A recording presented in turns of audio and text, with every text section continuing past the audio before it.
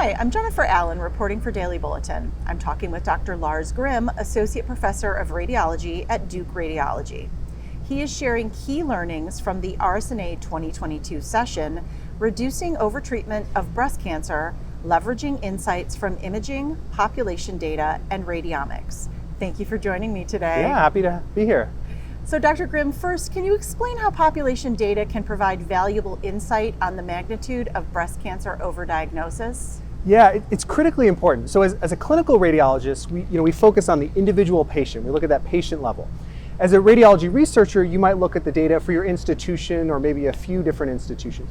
But only by looking at that population level data can you really see across the United States or potentially multiple other countries as well and get a much more nuanced perspective about what's going on. Because we tend to always be influenced by the last case we saw, and only by zooming out can we really see and get a better sense of what's going on. And that's why it's so important for us to collaborate with our colleagues, population health, epidemiology, statistics, mathematics, to really be able to put that information in context.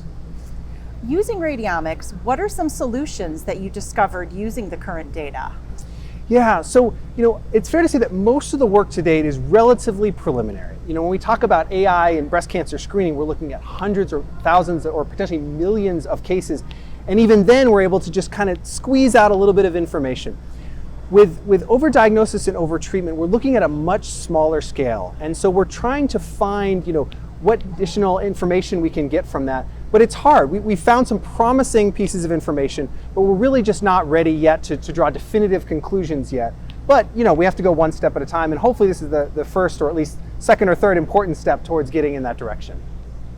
How can a combination of AI and mathematical modeling decrease overdiagnosis and overtreatment? Yeah, so this is critically important because we really need to take these inputs from multiple different sources. What we see as breast radiologists is the imagers, what the epidemiologists see on the population level, what we see in the patient demographics, what the mathematicians can extract from that modeling. And when we bring all that information together, that's when we have the best chance to really improve our outcomes. Because by looking at only one piece of information, we're not getting the full, complete picture of the puzzle. And so that's why it's so important to have these multidisciplinary collaborations to really do the best to try and predict the outcomes of interest.